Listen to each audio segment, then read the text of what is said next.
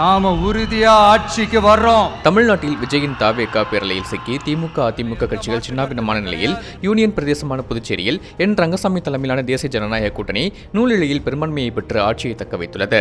புதுச்சேரியில் தாவேகா கூட்டணி 3 தொகுதிகளில் வெற்றி பெற்றுள்ளது. மேலும் என்ஆர் காங்கிரஸ் மற்றும் காங்கிரஸ் கட்சிக்கு அடுத்து 3வது பெரிய கட்சியாக விஜயின் தாவேகா உருவெடுத்துள்ளது.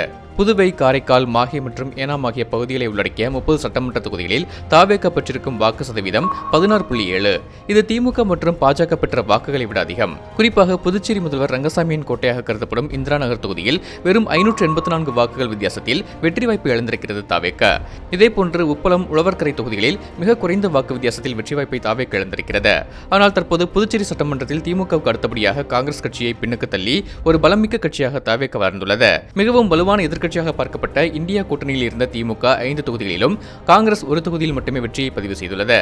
காங்கிரஸ் சார்பில் போட்டியிட்ட முன்னாள் முதல்வர் வைத்தியலிங்கம் படுதோல்வியை தழுவினார். திமுகவின் மாநில அமைப்பாளர் சிவா 1970 வாக்குகள் வித்தியாசத்தில் தோல்வியை தழுவினார். என் ரங்கசாமி தலைமையிலான தேசிய ஜனநாயக கூட்டணி மீது மக்கள் கடும் அதிருப்தியில் இருந்தாலும் காங்கிரஸ் திமுக இடையேயான தொகுதி பங்கீடு சுமூகமாக நடக்காதது, வேட்பாளர் தேர்வு மற்றும் பிரச்சாரத்தில் காலம் தாழ்த்தியது என இந்தியா கூட்டணியின் படுதோல்விக்கு முக்கிய காரணங்களாக சொல்லப்படுகின்றன.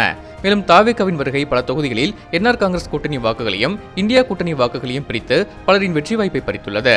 என் ரங்கசாமியின் கோட்டை என்று கருதப்படும் தட்டாஞ்சாவடி, கதிர்காமம், இந்திரா நகர் போன்ற தொகுதிகளில் இந்த முறை கடும் போட்டி நிலவியது.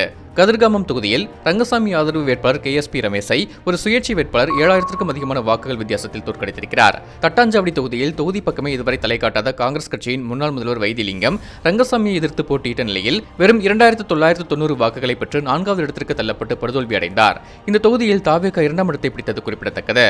ஒவ்வொரு சட்டமன்ற தேர்தலிலும் 2 தொகுதிகளில் போட்டியிடுவதை வாடிக்கையாக கொண்டுள்ள ரங்கசாமி இம்முறையும் தட்டாஞ்சாவடி மற்றும் மங்களம் தொகுதியில் போட்டியிட்டு 2லும் வெற்றி பெற்றுள்ளார்.